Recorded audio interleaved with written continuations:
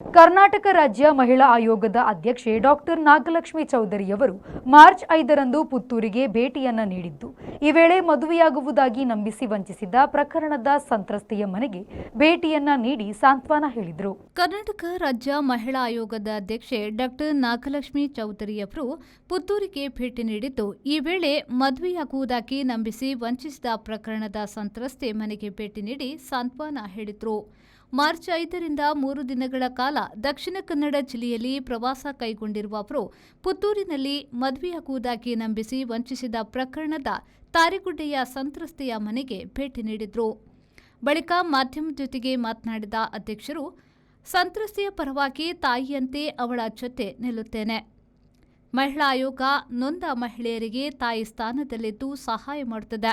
ಸಂತ್ರಸ್ತೆ ಯುವತಿಗೆ ಎಲ್ಲ ರೀತಿ ಸಹಾಯವನ್ನ ಆಯೋಗದ ಮುಖಾಂತರ ಮಾಡಲಾಗುವುದು. ಯುವತಿಯ ಮುಂದಿನ ಶಿಕ್ಷಣಕ್ಕೆ ಬೇಕಾದ ಎಲ್ಲ ವ್ಯವಸ್ಥೆಯನ್ನ ಮಾಡಿ ಆಕೆಯನ್ನ ಆರ್ಥಿಕ ಶೈಕ್ಷಣಿಕವಾಗಿ ಸದೃಢಗೊಳಿಸುವ ಪ್ರಯತ್ನವನ್ನ ಮಾಡುತ್ತೇನೆ. ಪ್ರಕರಣ ನ್ಯಾಯಾಲಯದ ಮುಂದೆ ಇರುವಾಗ ಇದಕ್ಕಿಂತ ಹೆಚ್ಚು ಮಾತನಾಡಲು ಸಾಧ್ಯವಿಲ್ಲ ಎಂದು ಹೇಳಿದರು. ವಿಷಯಾಗಿ ನ್ಯಾಯ ಸಿಗಲಿ ಅಂತ ನಾನು ಅವಳ ಜೊತೆಯಲ್ಲಿ ಯಾವಾಗಲೂ ಶಕ್ತಿಯಾಗಿ ಅವಳಿಗೆ ಯಾವುದು ಥರ ಸಹಕಾರ ಬೇಕು ಅದನ್ನೆಲ್ಲ ಕೊಟ್ಟು ನಿಲ್ತೇನೆ. ನಾನು ಆಯೋಗದ ಅಧ್ಯಕ್ಷೆ ಅಂದರೆ ತಾಯಿ ಸಮಾನ. ಮಹಿಳಾ ಆಯೋಗ ಅಂದರೆ ಯಾರೇ ಸಂತ್ರಸ್ತೆ ಬಂದರೂ ತಾಯಿಯಾಗಿ ಅವಳನ್ನು ನಾವು ಅವಳಿಗೆ ಶಕ್ತಿ ತುಂಬಬೇಕು. ಸೊ ಹಾಗಾಗಿ ಅವಳು ನನ್ನ ಮಗಳಾಗಿ ಅವಳಿಗೆ ನ್ಯಾಯ ಸಿಗಲಿ ಅನ್ನೋದು ನನ್ನ ಅಪೇಕ್ಷೆ.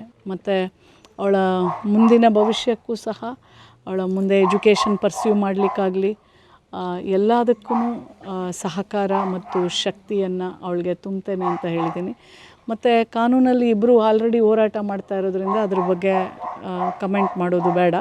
ಕಾನೂನಲ್ಲಿ ನ್ಯಾಯ ಸಿಗತ್ತೆ ಅನ್ನೋ ನನಗೆ ಸಂಪೂರ್ಣ ಭರವಸೆ ಇದೆ.